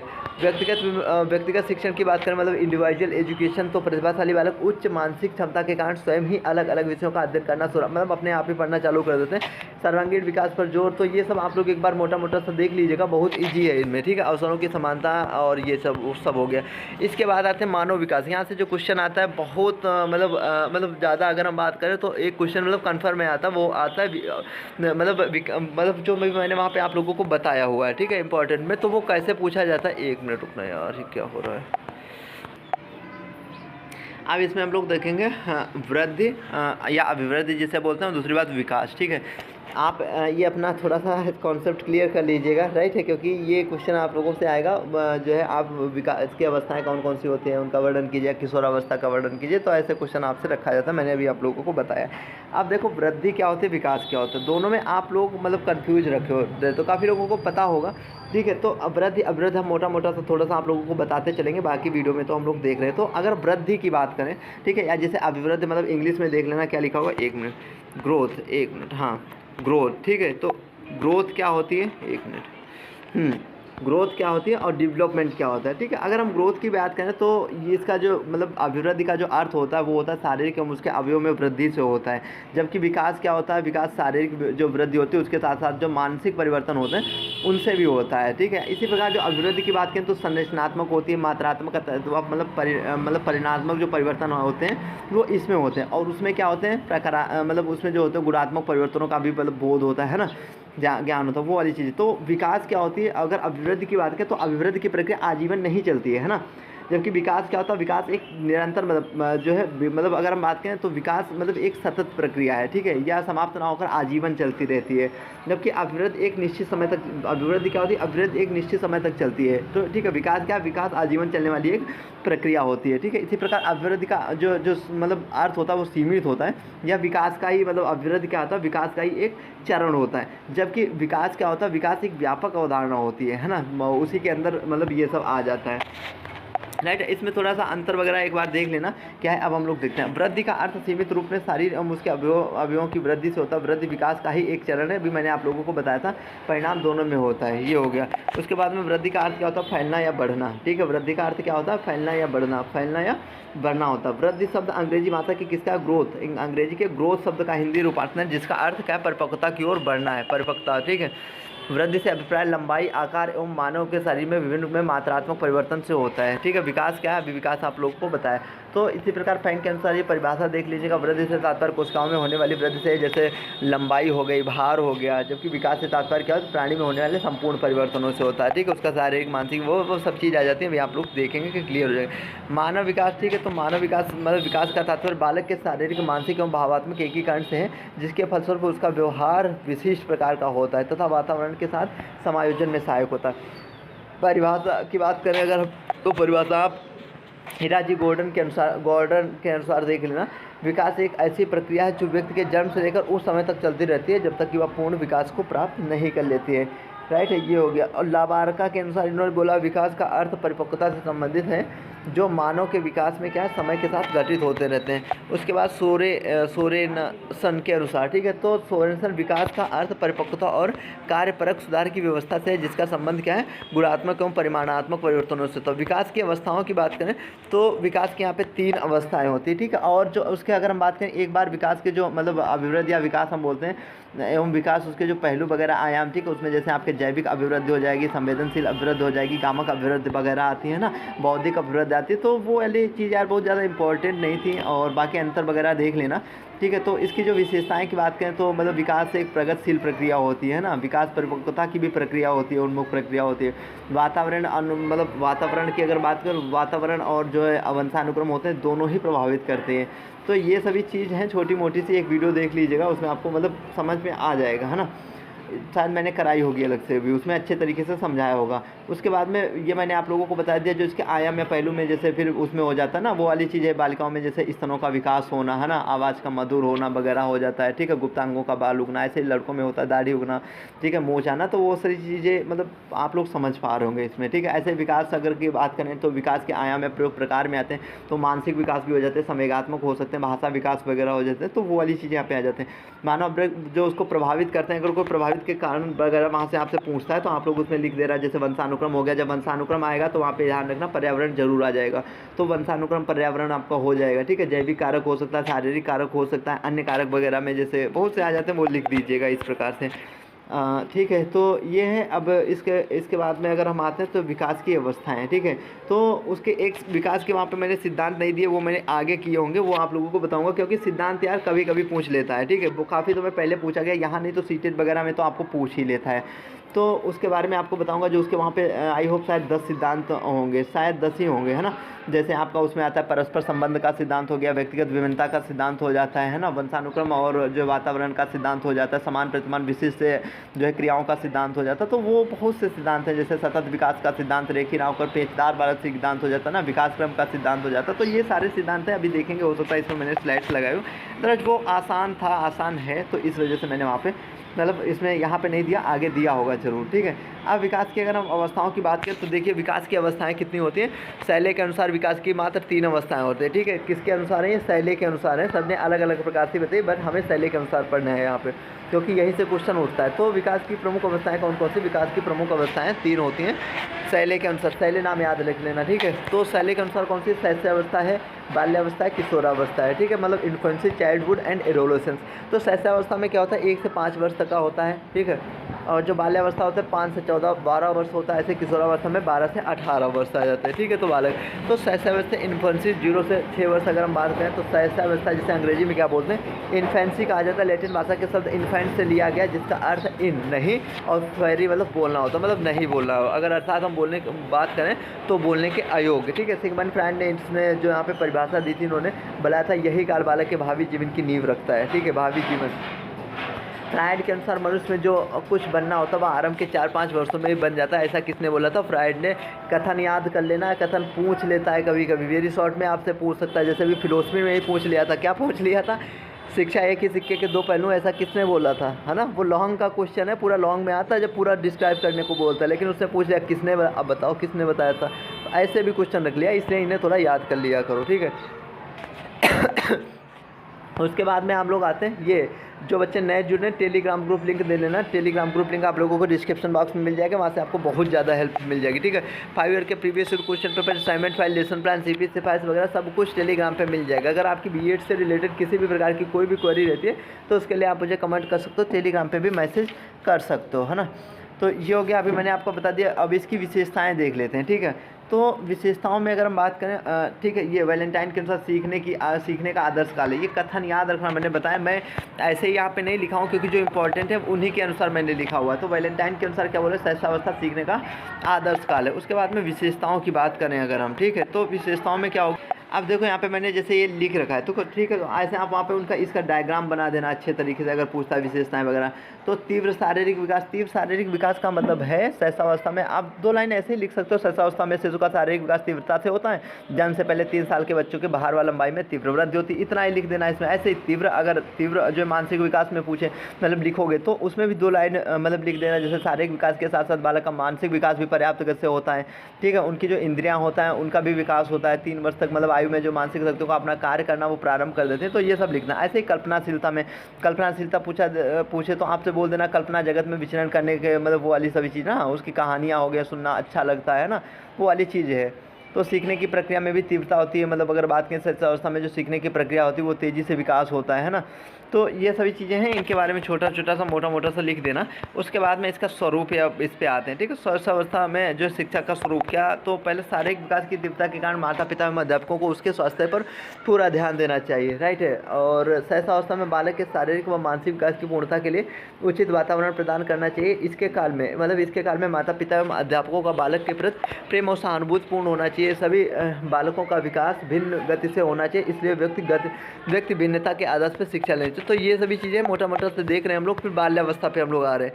तो बाल्यावस्था क्या होता है, अभी मैंने आप लोगों को बताया हुआ है वहाँ पे जो इसका काल था, राइट है। तो बाल्यावस्था कब से, 6 से 12 वर्ष, ठीक है, 6 से 12 वर्ष हो जाएगा। इसमें भी 2 प्रकार के आते हैं, एक तो ईयरली चाइल्डहुड आता है, दूसरा आपका कौन सा आता है, एक लेटर चाइल्डहुड आता है, ठीक है। यहाँ पे अभी आप लोग देखेंगे शैशवावस्था में किशोरावस्था के मध्य की अवस्था को क्या बोला जाता है, बाल्यावस्था कहा जाता है। जो शैशवावस्था के समय या बीच वाली है, ये चीज़ समझो। तो कोल और ब्रुश ने इस अवस्था में जीवन का अनोखा काल बताते हुए लिखा है कि बाल्यावस्था को समझना सबसे कठिन कार्य है ना।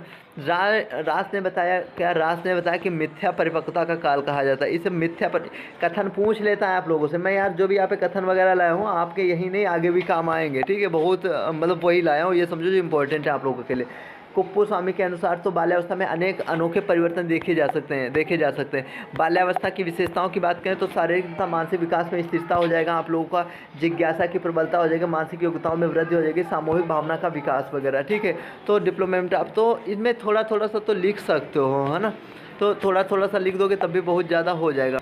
अब जैसे यहाँ पे है पहले शारीरिक तथा मानसिक विकास में स्थिरता, तो इसमें क्या होता है, शारीरिक मतलब अगर हम बात करें तो ऐसे ही लिख देना आप वहाँ पे, जैसे इस काल में शैशवावस्था की अपेक्षा मानसिक एवं शारीरिक विकास की जो गति में उसमें स्थिरता आ जाती है और प्रेम प्रतीत होता है, ठीक है, मस्तिष्क पूर्व परिपक्व हो जाता है। तो ये सभी चीज़ लिख देना। ऐसे जिज्ञासा की जो प्रबलता है उसमें लिख देना, बाल्यावस्था में जिज्ञासा की प्रबलता के कारण बच्चे जो है नवीन वातावरण को जानने का प्रयास स्वयं करता है, उसमें स्मरण करने की शक्ति का विकास हो जाता है ना। तो ये सभी चीज़ ऐसे मानसिक योग्यताओं में वृद्धि है। तो इसमें भी लिख देना जो बालक तर्क करना प्रारंभ कर देता है, ठीक है, प्रत्यक्षीकरण और ध्यान केंद्रित करने की शक्ति का भी विकास करता है, वो वाली चीज़ लिख देना। यहाँ पे सामूहिक भावना पूछे तो मतलब इसके अंदर भी थोड़ा सा लिख देना, उसके अंदर सहयोग करना, सहनशीलता और गुणों का विकास हो जाता है ना, वो वाली चीज़ें। रचनात्मक कार्य, रचनात्मक तो आप लोग समझ ही रहे हैं, ठीक है, तो वो वाली चीज़ हो जाएगा। संवेग में भी, ठीक है, तो इनमें थोड़ा सा लिख दीजिएगा मोटा सा, है ना। बाल्यावस्था में शिक्षा कर, तो इसमें सामाजिक गुणों का विकास, नैतिक मूल्यों का विकास हो गया। देखिए आपका कॉन्सेप्ट क्लियर हो गया ना, तो आपकी वहाँ पे कलम रुकेगी नहीं, आप लोग ये समझिए। उसके बाद में किशोरावस्था आ जाए, सबसे ज़्यादा ये पूछी जाती है किशोरावस्था आप लोगों की, ठीक है। तो इसमें पहला आपको किशोरावस्था एडोलेसेंस, तो एडोलेसेंस किशोरावस्था शब्द लैटिन भाषा की किसे ये अभी देखा था फिलोसफी के क्वेश्चन में, कैसा क्वेश्चन रख रहा था। तो ऐसे ही ये आप ये मीनिंग कॉन्सेप्ट इसीलिए मैं कहता हूँ पढ़ लिया करो, क्योंकि यही नहीं आगे भी आपसे पूछा जा सकता है। तो किशोरावस्था सब लैटिन भाषा के, एडोलेसेंस किस भाषा के, लैटिन भाषा के, ठीक है। एडोलेसेंस शब्द से लिया गया, जिसका अर्थ क्या होता है? वृद्धि या परिपक्वता। किशोरावस्था शारीरिक परिपक्वता की अवस्था मानी जाती है। इस अवस्था में हड्डियों में दृढ़ता आ जाती है तथा अधिक भूख का अनुभव हो जाता है। इस अवस्था में बालकों में तीव्र शारीरिक मानसिक विकास में परिवर्तन होते हैं। अगर हम बात करें परिभाषा, तो स्टैनले हाल के अनुसार किशोरावस्था तनाव, दबाव, संघर्ष की अवस्था। इस काल में व्यक्ति का नया जन्म होता है। क्रो और क्रो के अनुसार हम बात करें तो किशोर ही वर्तमान शक्ति का भावी जो है आशा को प्रस्तुत करता है।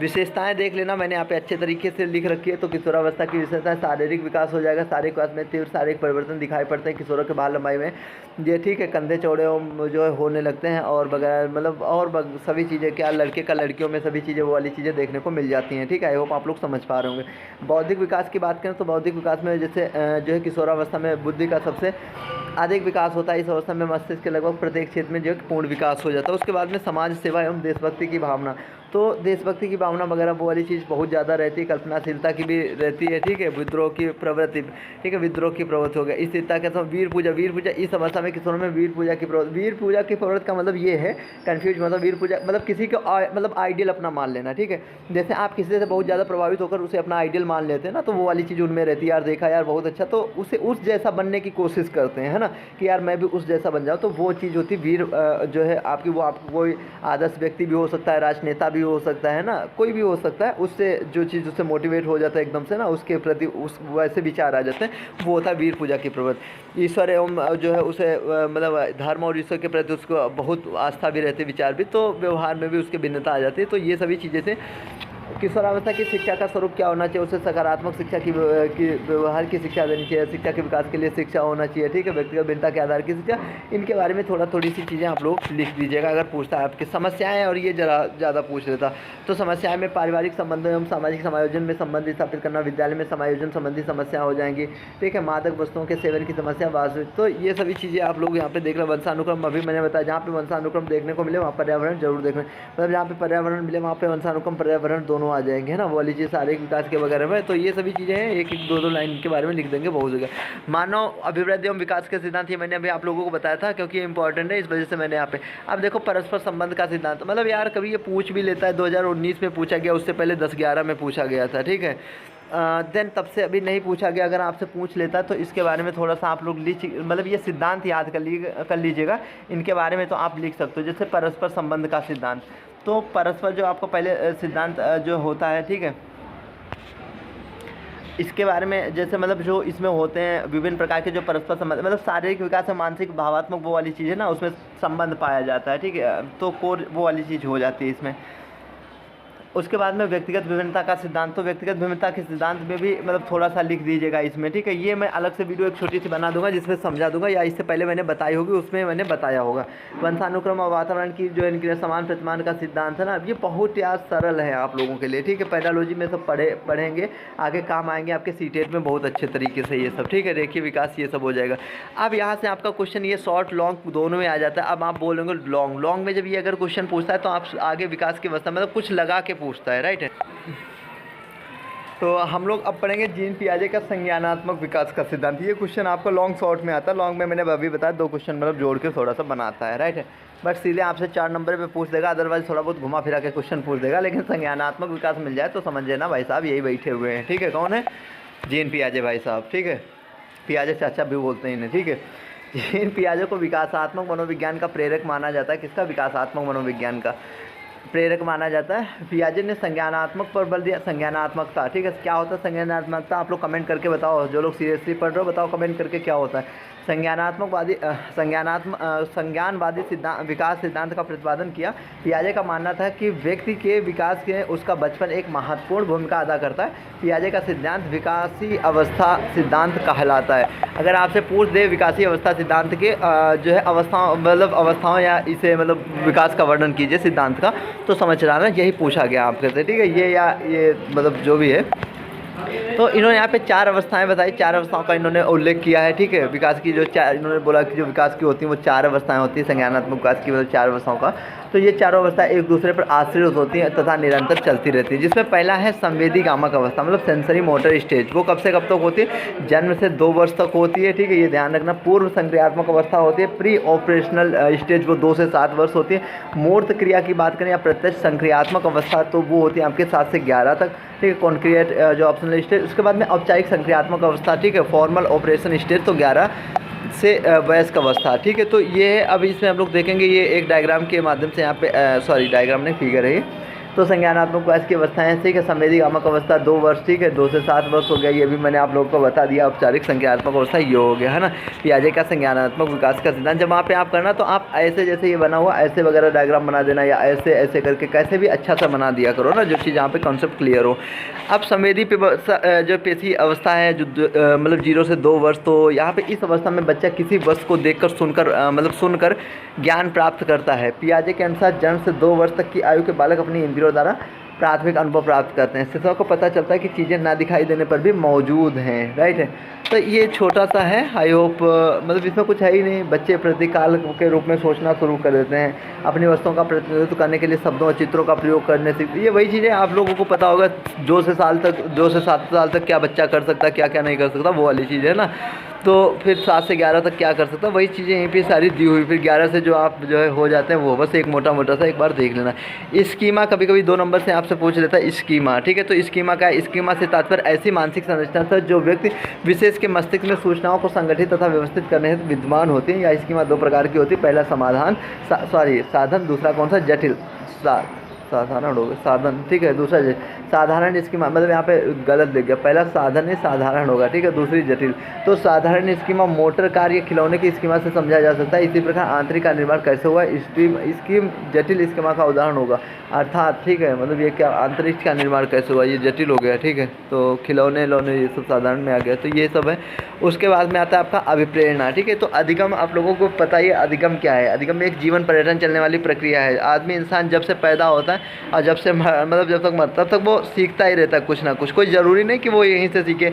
आप समाज में जाते हैं, आप समाज में रहते हैं, तो आप समाज से सीखते हैं। आप बाहर निकलते हो, यहाँ से आप निकले अपने कॉलेज जा रहे हो, ऐसा नहीं वहाँ पे नहीं सीखते हो, आप काफ़ी चीज़ें सीखते रहते हो ना, कहीं भी गए कुछ भी, तो वहाँ भी सीखते रहते हो। मतलब जीवन, मतलब आदमी जीवन पर सीखता रहता है कुछ ना कुछ, कहीं ना कहीं से, है ना। तो वही है अधिगम, ठीक है। अधिगम का मतलब क्या होता है, सीखना होता है। अभिप्रेरणा का मतलब मोटिवेशन होता है, ठीक है। मोटिवेशन क्या, इस वीडियो में सब हम आप लोगों को अच्छी तरीके से बताएंगे। अधिगम जीवन पर्यटन चलने वाली, मतलब ये एक जीवन पर्यटन मतलब सब चलने वाली क्रिया होती है। अधिगम का अर्थ होता है सीखना। सीखने का अर्थ है अनुभव, शिक्षण, प्रशिक्षण अथवा अध्ययन आदि किसी भी विषय से नए तथ्यों, ठीक है, नए तथ्यों का ज्ञान प्राप्त करना, जो कुछ हम नया सीखते हैं ना, वो वाली चीज़ है।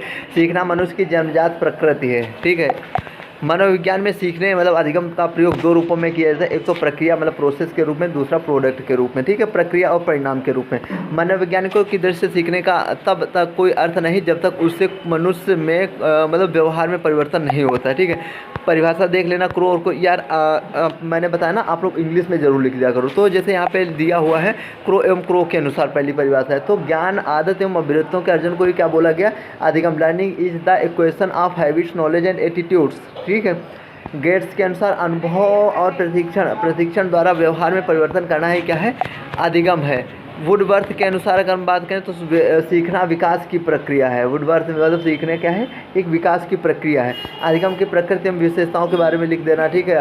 अधिगम की प्रकृति एवं विशेषताएं, अधिगम जीवन पर्यटन या आजीवन चलने वाली प्रक्रिया है। अधिगम बाहर प्रकट होने वाली घटना न होकर अमूर्त एवं आंतरिक प्रक्रिया है। वुडवर्थ के अनुसार सीखना सीखने को प्रभावित, मतलब सीखने की प्रक्रिया को अधिगम माना है। सीखने की प्रक्रिया को अधिगम माना है किसने, वुडवर्थ ने।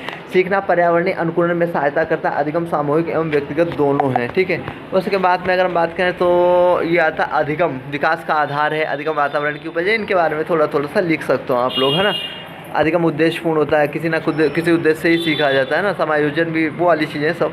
अधिगम के प्रकार की बात करें तो यहाँ पे संवेदी गति मतलब सेंसरी मोटर लर्निंग हो जाएगा, मोटर लर्निंग हो जाएगा और इंटेलेक्चुअल लर्निंग हो जाएगा, ठीक है। 3 यहाँ पे अधिगम के प्रकार हैं। और इसमें अगर हम बात करें बौद्धिक में आएगा आपका प्रत्यक्षीकरण अधिगम, ठीक है, परसेप्शन आ जाएगा, कॉन्सेप्चुअल आ जाएगा, आपका एसोसिएट आ जाएगा, एक्सेप्शन में आ जाएगा, ठीक है। तो सहानुभूतिपूर्वक अधिगम, सहानुभूति, ठीक है, इसके कई कई नाम भी होंगे, राइट है। तो संवेदी गति अधिगम जो आपका पहला वाला है, संवेदी गति अधिगम, ठीक है, सेंसरी मोटर, तो जैसे तैरना हो गया, आपका साइकिल चलाना हो गया, ये किस में आते हैं, संवेदी गति अधिगम से आते हैं। संवेदनशील क्या होता है, अधिगम के अंतर्गत दैनिक जीवन से संबंधित बातों का अनुकरण द्वारा सीखता है, ठीक है। तो ये किस में आ जाएगा, संवेदी में। गामा किसमें, बालक शरीर के अंगों की गति पर नियंत्रण करना और उचित दिशा में संचालित करना सीखता है। बौद्धिक विकास ये यार मैं अलग से करा दूंगा, कराया होगा तो वहाँ पे भी मैंने सब समझाया होगा अच्छे तरीके से, है ना। आप लोग प्लेलिस्ट में ज़रूर चले जाया करो। तो प्लेलिस्ट लिंक आप लोगों को डिस्क्रिप्शन बॉक्स में मिल जाएगी, या वीडियोज में आप जैसे जाके ना ऊपर से, तो वहाँ से आप लोग प्लेलिस्ट में चले जाएगा, बहुत ज़्यादा हेल्प मिलेगी। टेलीग्राम ग्रुप जरूर ज्वाइन कर लीजिएगा, टेलीग्राम ग्रुप भी आप लोगों को बहुत ज़्यादा हेल्प मिलेगा। सारी files BEd first year second year की assignment file, lesson plan, CPC files, ठीक है, teacher diary, action research portfolio, और आपके अगर लेसन प्लान्स वगैरह मैंने बता दिया ना, EPC फाइल्स, वो सारी फाइल्स आप लोगों को टेलीग्राम पे देखने को मिल जाएगी।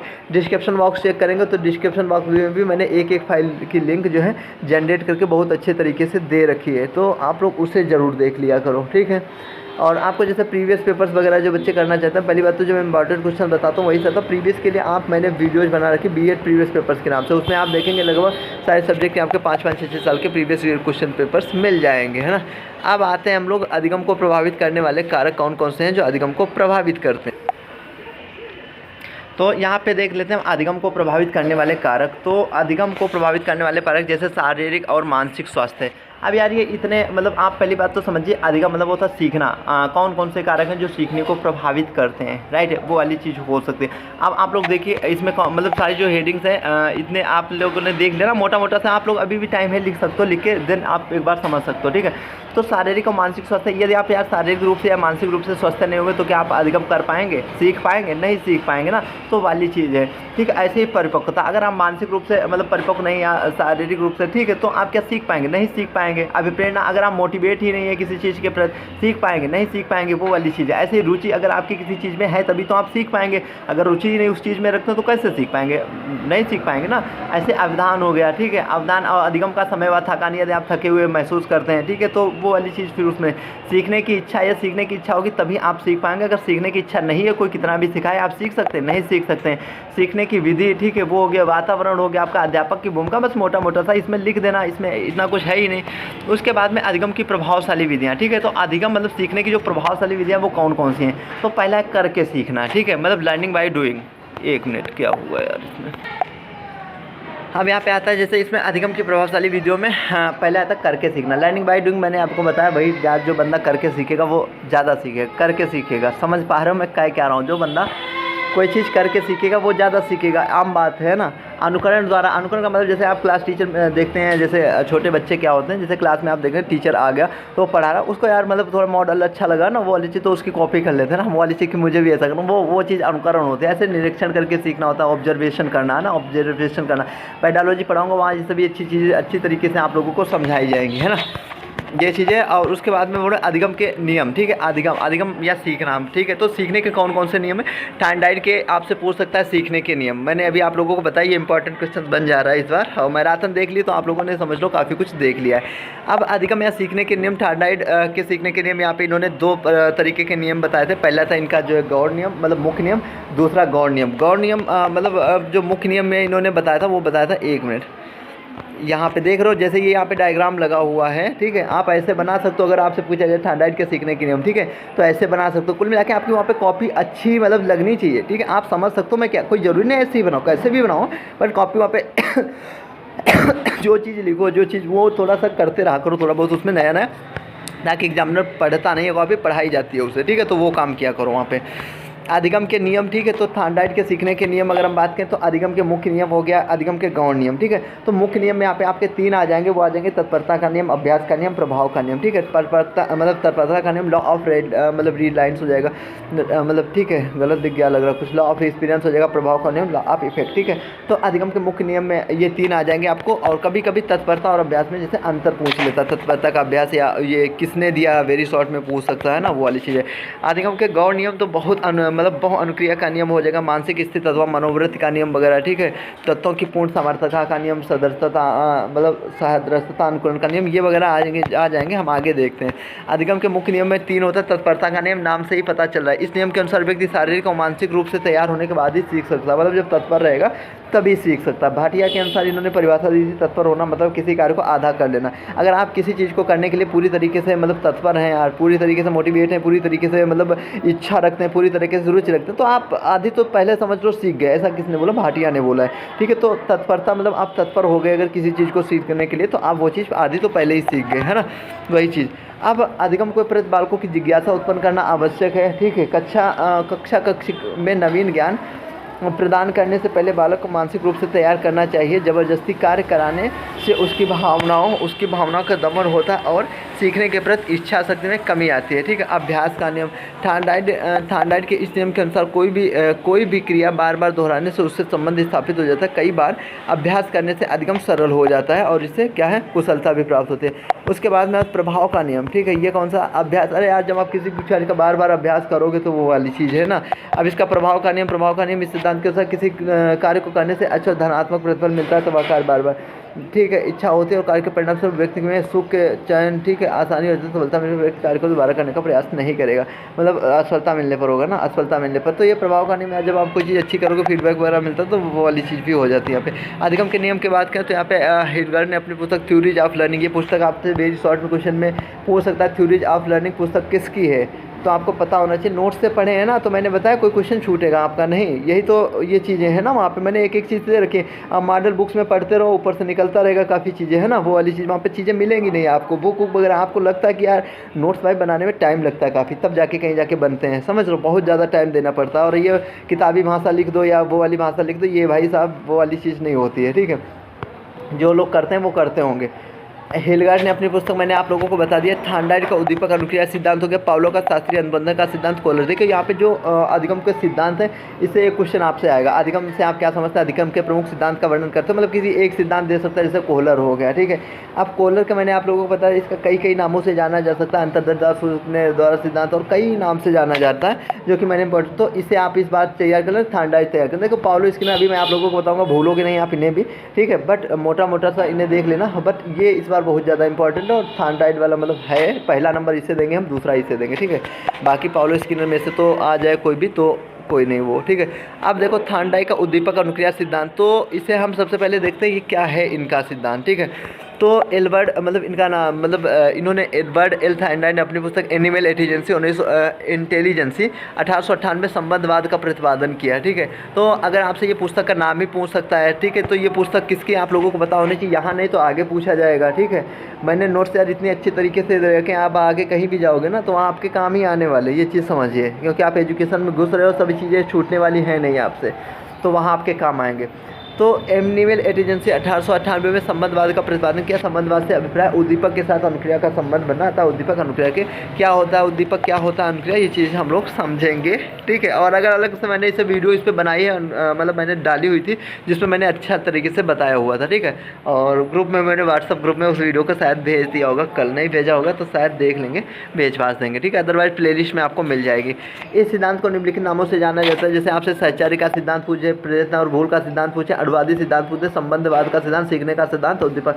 कोई भी सिद्धांत पूछे तो आप समझ जाना कौन सा सिद्धांत पूछा गया है, थार्नडाइट का उद्दीपक अनुक्रिया सिद्धांत पूछा गया है, ठीक है। तो इसमें आपको कंफ्यूज नहीं होना।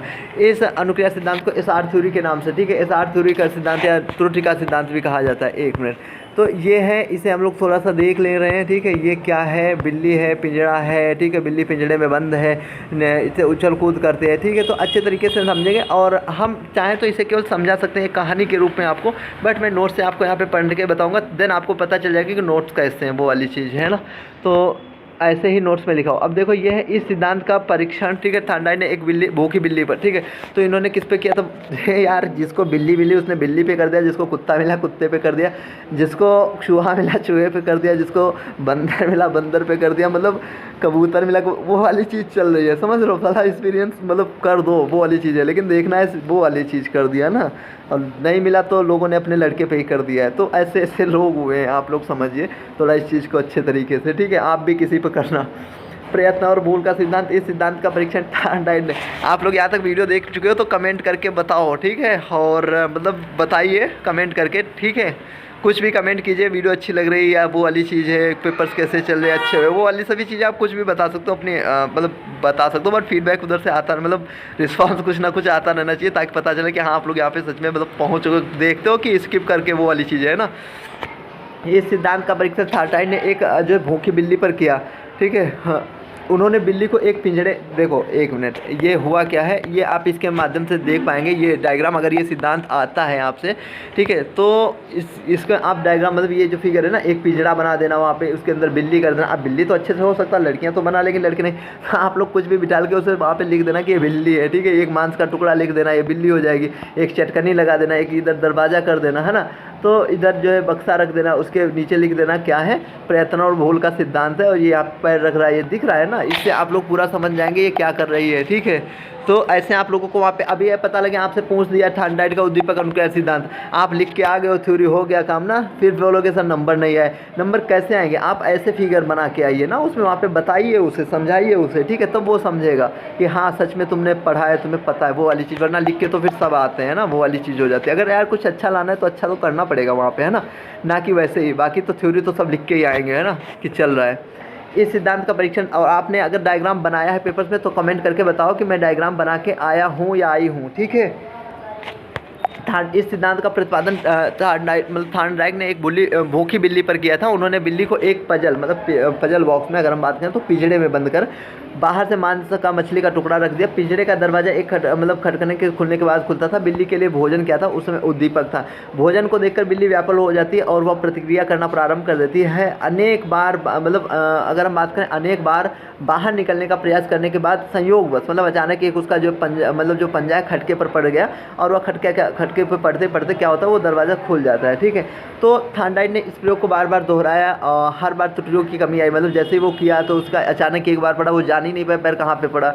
दोबारा पड़ा तब पता अच्छा यहाँ पे पड़ा था। दोबारा फिर पड़ा, अच्छा ये चीज़ है। 4 बार फिर तो बार यार, तो वो बिल्ली भी सीख गई यार, है ना, समझ रहे हो, वो वाली चीज़ है।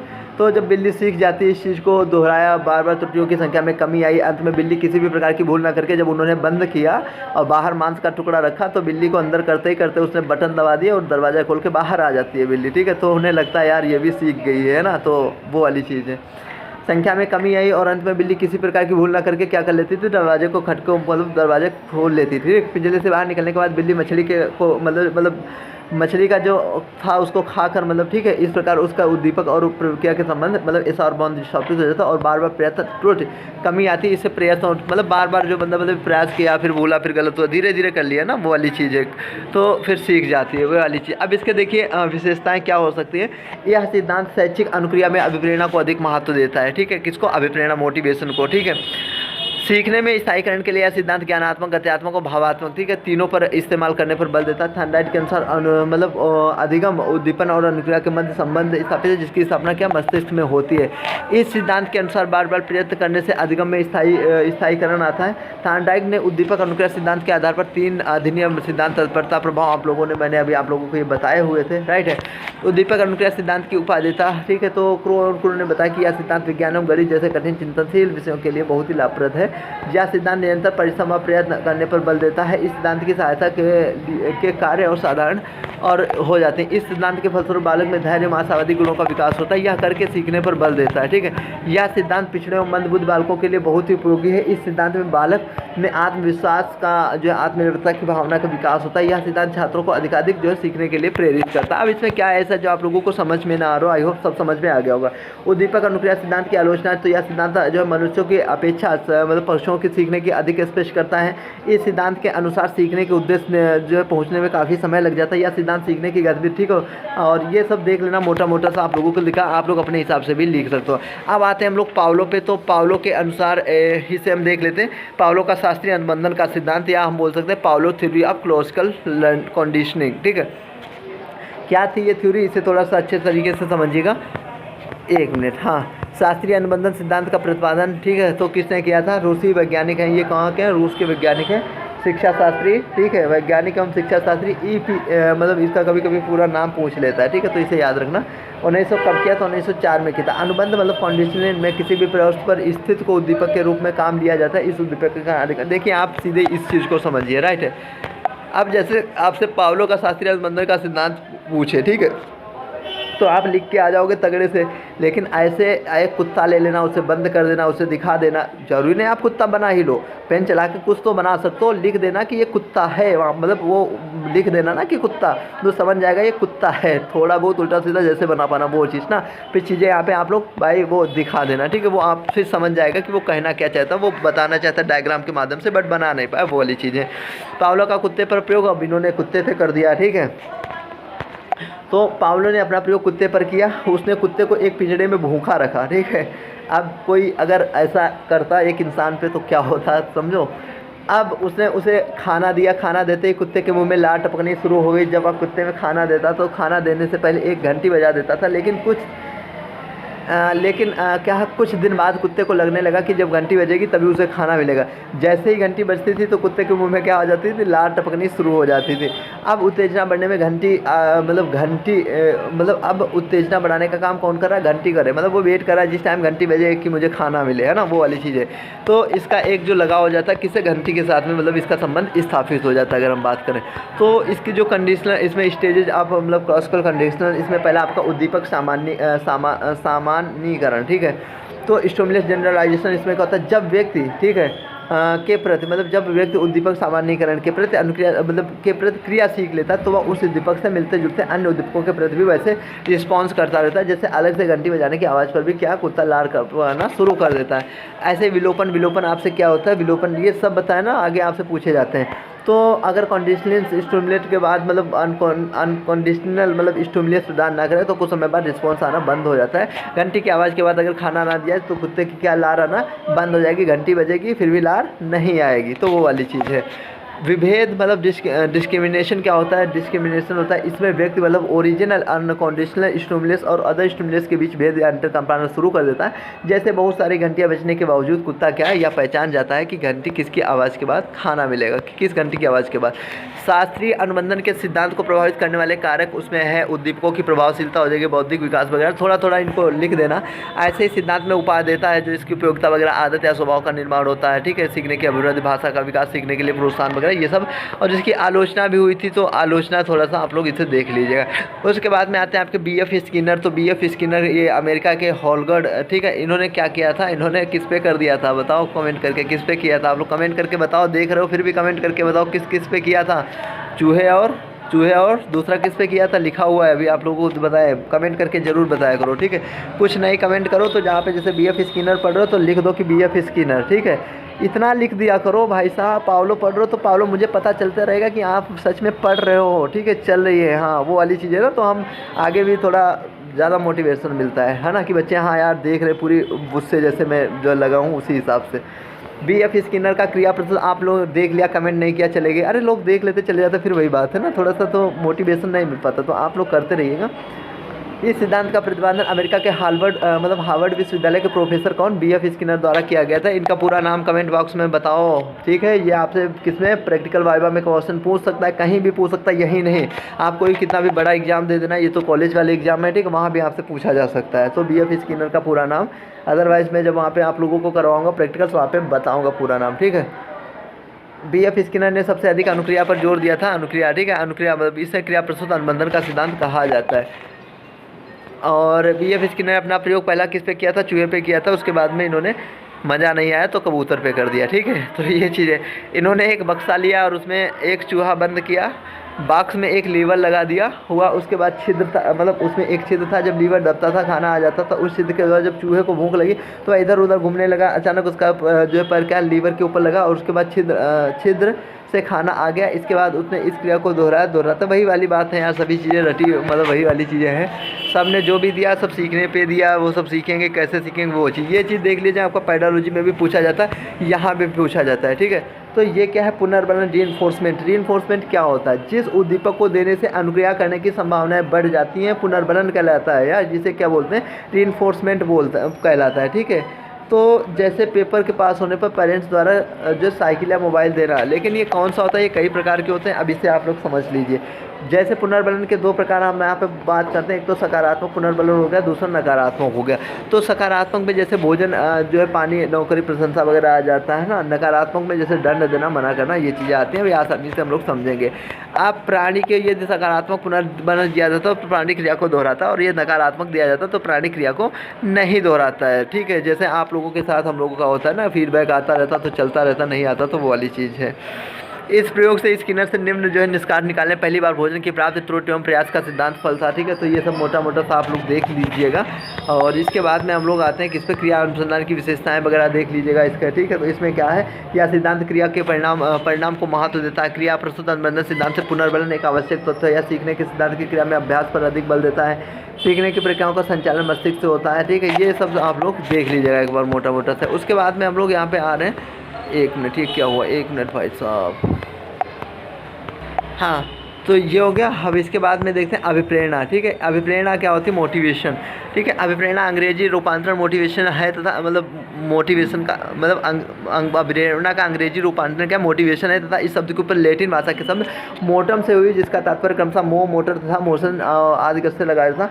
सामान्य अर्थ में प्रेरणा से तब उस अवस्था से होता जो व्यक्ति के कार्य करने के लिए प्रेरित कर। दूसरे शब्दों में बताया, ठीक है, परिभाषा वुड्स के अनुसार। ठीक है, तो यहाँ पे अभिप्रेरणा व्यक्ति को प्रारंभ करने की तथा नियंत्रण करने की एक प्रक्रिया। अभिप्रेरणा व्यक्ति की बात सकती होती है जो निश्चित उद्देश्य की पूर्ति के लिए व्यवहार को प्रकट करती है। स्वरूप, प्रकृति वगैरह देख लेना, इसके घटक वगैरह देख लेना, है ना। तो ये चीज़ अधिगमकर्ता को प्रभावित करने की विधियाँ वगैरह। फिर यूनिट 4 पे हम लोग आते हैं। यूनिट 4 में देन हम लोग एक चीज़ और देख लेते हैं इसमें। ये सब मैंने नोट्स में ऑलरेडी दे रखा है। ठीक है, व्यक्तित्व के सिद्धांत, मनोविश्लेषण सिद्धांत। 1 मिनट, ये क्या आ गया, अच्छा, रोस्ता स्याही धब्बा परीक्षण। ठीक है, तो ये भी 1 मिनट।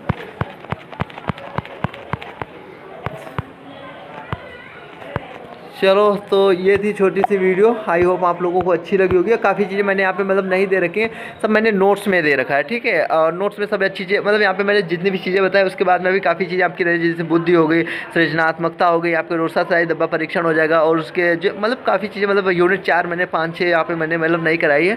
राइट है, तो उसे ये सब मैंने नोट्स में अच्छी तरीके से रखा, मोटा मोटा सा। आप एक बार उसे देख लीजिएगा, पढ़ लीजिएगा। तो ये थी आज की छोटी सी वीडियो। आई होप आप लोगों को अच्छी लगी होगी। तो जल्द ही मिलते हैं अगले वीडियो में। वीडियो देखने के लिए आप सभी का दिल से धन्यवाद। हाँ, तो एक चीज़ और देख लेते हैं इसमें। ये जो लिखा है जैसे वेरी शॉर्ट क्वेश्चन 2016, ये सब यार मैंने नोट्स में दे रखा है, आप लोगों ने देखा। इसकी मैंने सुबह वीडियो भी अपलोड कर दी थी। ठीक है, तो आप लोगों ने आई होप देखी होगी, और नहीं देखी तो उसे देख लीजिएगा। आप लोगों को वीडियो सेक्शन में जाके मिल जाएगा। जो बच्चे नोट्स वगैरह लेना चाहते हैं व्हाट्सअप कर सकते हैं। व्हाट्सअप नंबर आप लोगों को स्क्रीन पे दिख रहा होगा, और ये आप लोगों को आप इस पर फीडबैक वगैरह भी अपने दे सकते हो। राइट है, और ये टेलीग्राम ग्रुप मतलब स्कैनर दिया हुआ है, जैसे आप इसको स्कैन करेंगे आप टेलीग्राम ग्रुप देख लेंगे। ठीक है, Ram classes for B Ed Telegram पे सर्च कर लेना, ग्रुप आ जाएगा आप लोगों का। तो फ्रेंड्स, ये थी आज की छोटी सी वीडियो। आई होप आप लोगों को अच्छी लगी होगी। तो जल्द ही मिलते हैं अगले वीडियो में। वीडियो देखने के लिए आप सभी का दिल से धन्यवाद। कोई क्वेरी हो बीएड से रिलेटेड तो आप लोग कमेंट जरूर कीजिए।